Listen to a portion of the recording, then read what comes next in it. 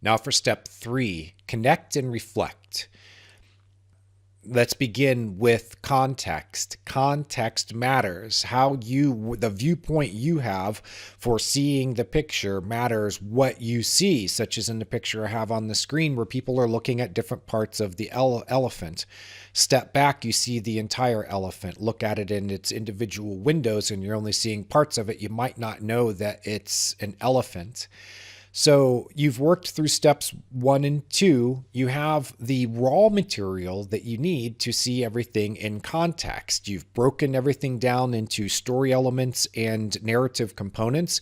You have decoded the symbolism and analyzed the story so that you can start really interpreting the dream.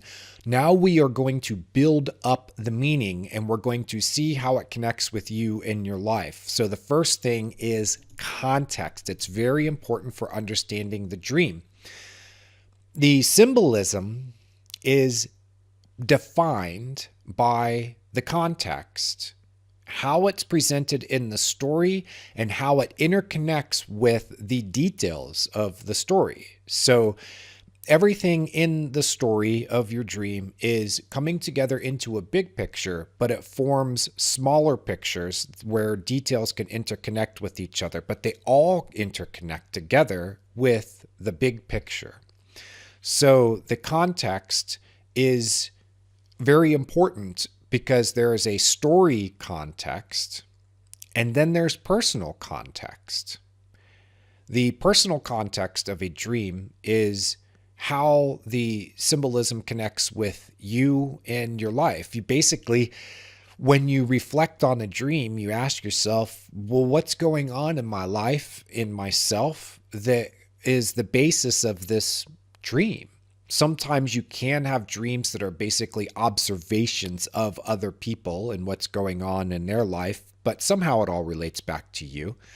I've seen this in, for example, parents who are worried about their children. They'll dream about their children and seeing them in situations where they could be in trouble or potentially in trouble, and it's because they sense it coming. So it's not so much about the parent, but it is still being filtered through them and their perceptions and shown to them that way in the dream. So there is personal context, and then there is the story context for understanding everything in the dream and how it all connects together and reflects back on you.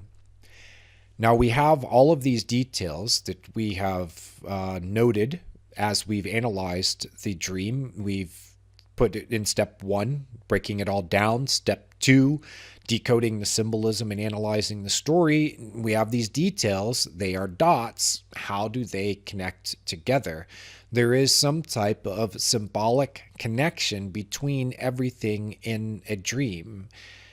The small pictures I spoke of a little while ago, the dots connect together to form small pictures. Think of them as like solar systems. And then all the dots form together, and that's the galaxy. Well, the galaxy spins around a center, a core, and for dreams, there is a core idea or subject that all of the details connect around. So as we interpret the dream, we're going to connect the dots. This is a lesson I'm going to have to give you separately in the sense that we're going to analyze a lot of dreams. I'm going to make this real apparent for you. For now, just know step 3, after context, looking at everything in context, you're going to connect the dots and you're going to look for small pictures. Okay, let's give a quick example. Small picture. In the dream, you are deciding whether to plant a tree in your front yard. In the big picture of the dream, the front yard is in front of your home and your spouse or significant other is with you. They come together with the symbolism of planting a tree to paint a picture about a decision whether to have a child. Planting a tree, family tree, right? Front yard, something that's public and noticeable, which is when you add a child to your family, it's something that people know about you. Your spouse is with you, you're making the decision together whether to plant a tree, which really means, do we have another child? And then let's say that there are other details in the dream, such as you look up and you go, I think the sunlight is being blocked.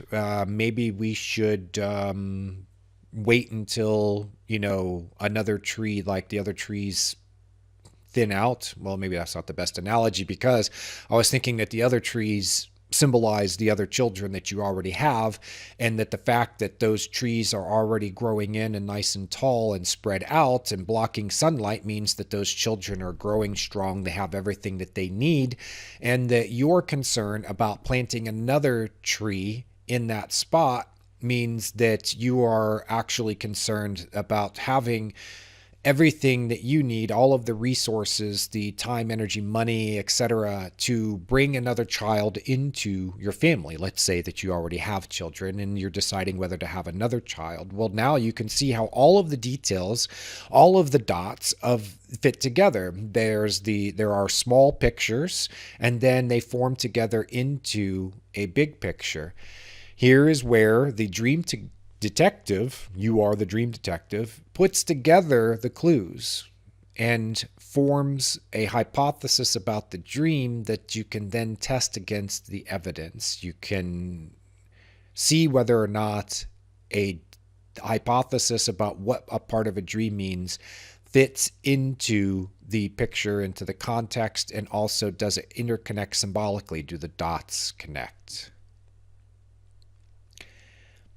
Most dreams are drawn from memories from the past day or two of your life. So as you reflect on your life, the third part of step 3, you're going to draw upon your memories. You're going to reflect on your life. You're going to look at the past day or two. Dreams can also come in response to what you expect soon in your life. And that could be, for example, that let's say that you have a dinner date, and from past experience with this person that you have the dinner date with that they are likely to cancel. So now you have a dream about them canceling, and you decide that you're in the dream that you're actually happier that way because you had something else you wanted to do. Well, now you reflect on your recent thoughts and you ask yourself, is that true? Was there something else I actually wanted to do, but because this friend invited me to dinner, I decided that I would go to dinner with them instead? But hey, the person is likely to back out on me anyway. Well, have a plan B. Maybe that's the point of the dream, or something, the message of it, something that you're trying to tell yourself. I reflect on my life.